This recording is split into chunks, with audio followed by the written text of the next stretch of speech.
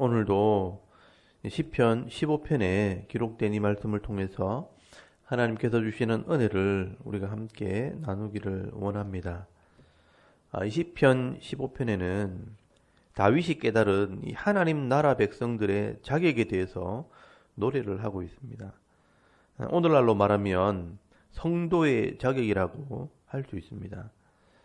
그래서 1절에 보시면 다윗이 먼저 질문을 하면서 시작을 합니다.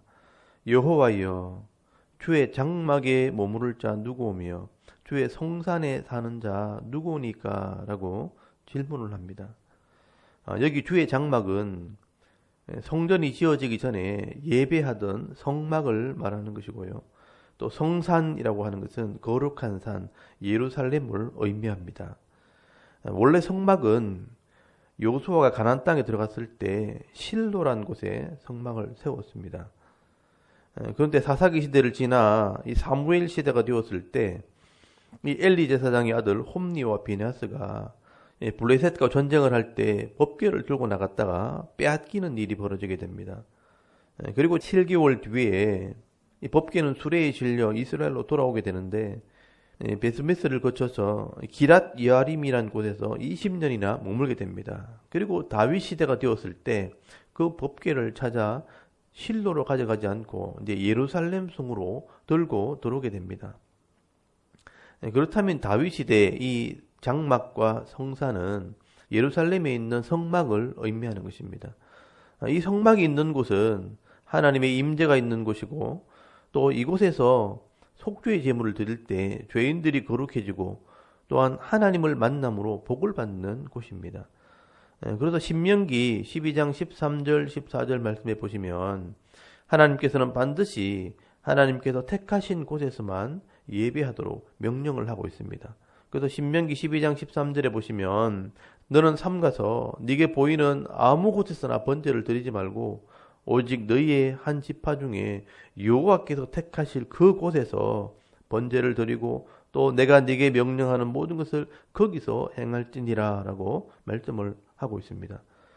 이 다윗 시대 이후로는 이 성막이 예루살렘에 있었기 때문에 이 예루살렘이 하나님의 택하신 곳이 된 것입니다. 그런데 그 역사를 살펴보면요, 하나님께서는 처음부터 이 예루살렘을 특별한 장소로 선택을 하신 것을 보게 됩니다. 그렇다면 이 예루살렘이라는 곳은 지리적으로도 굉장히 중요한 의미가 있는 곳입니다. 이 예루살렘이 처음 에덴 동산에 있었던 곳이고요. 또 아브라함이 자기 아들 이 사랑하는 독자 이삭을 제물로 바치려고 했던 곳이 바로 이 예루살렘입니다.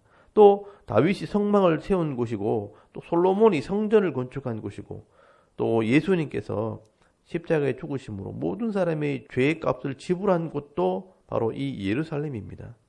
그러므로 이 예루살렘에서 복음이 시작되었고 또 이 예루살렘에서 첫 교회가 출발하게 된 것입니다.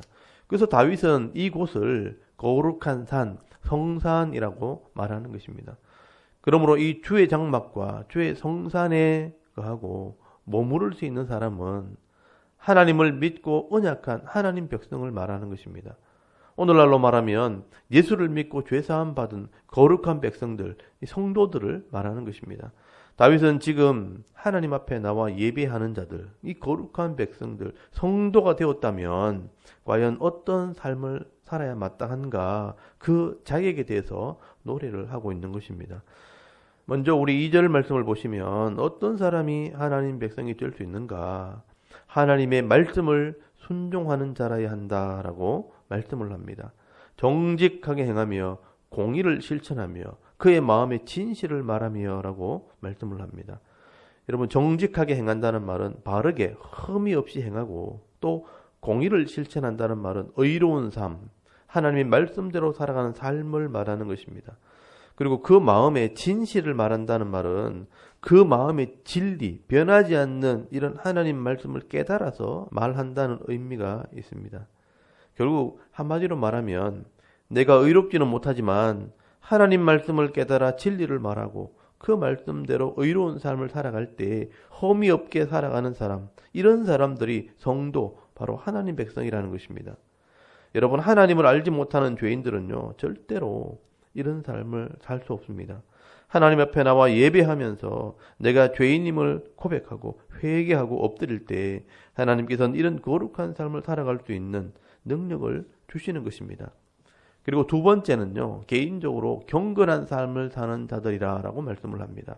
여러분 3절 4절 말씀해 보시면 그의 혀로 남을 허물하지 아니하고 그의 이웃에게 악을 행하지 아니하며 그의 이웃을 비방하지 아니하며 그의 눈은 망령된 자를 멸시하며 또 여호와를 두려워하는 자들을 존대하며 그의 마음에 서원한 것은 해로울지라도 변하지 아니하며라고 말씀을 합니다.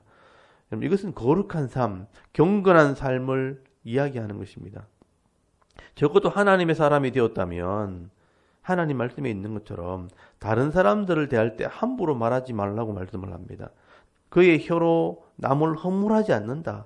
다른 사람의 잘못을 함부로 말하지 않는다. 참소하지 않는다라고 말씀을 합니다.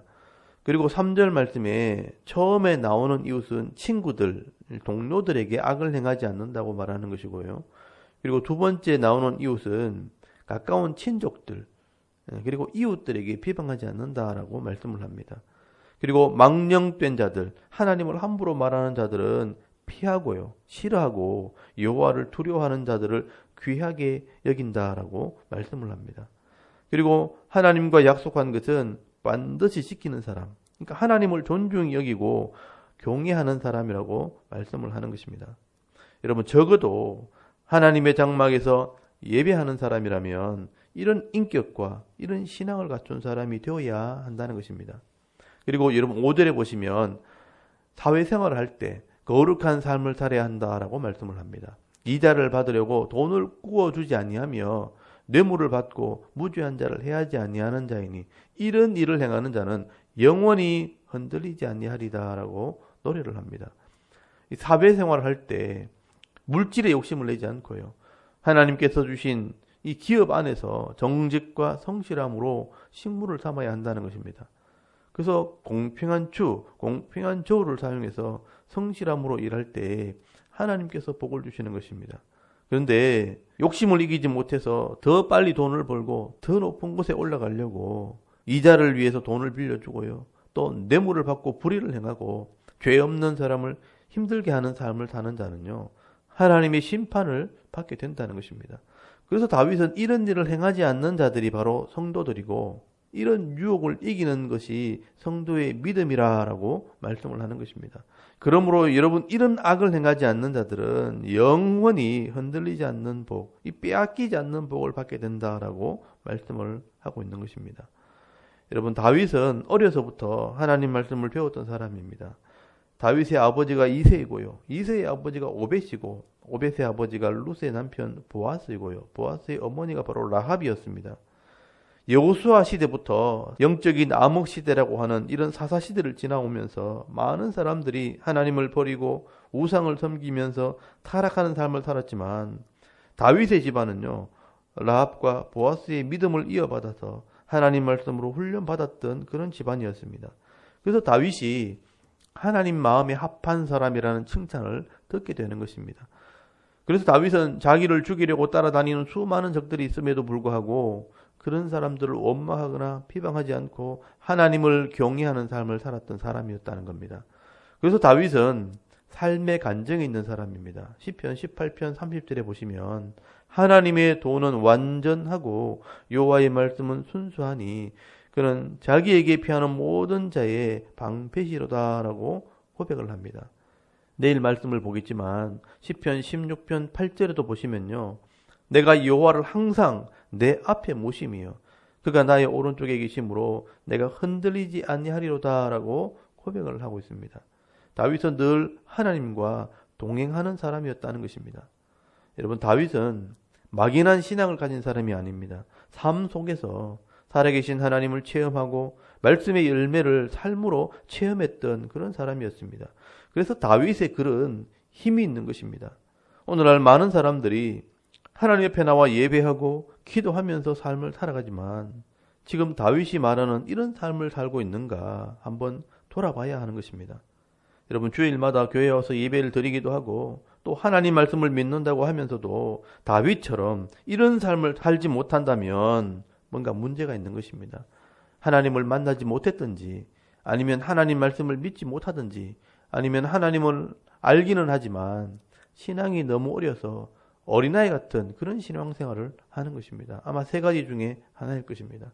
여러분, 오늘 저와 여러분은 다윗이 고백했던 것처럼 주의 장막에 머무르면서 성산에 사는 자라면, 하나님을 알고 예배하는 삶을 사는 사람이라면 오늘 말씀에 기록되어진 거룩한 삶을 살아갈 때 영원히 흔들리지 않는 이런 기업의 복을 받으시고요, 하나님께서 예비하시는 이런 은혜와 복을 받아 누리며 살아가는 거룩한 백성들이 다 될 수 있기를 주의 이름으로 축원합니다.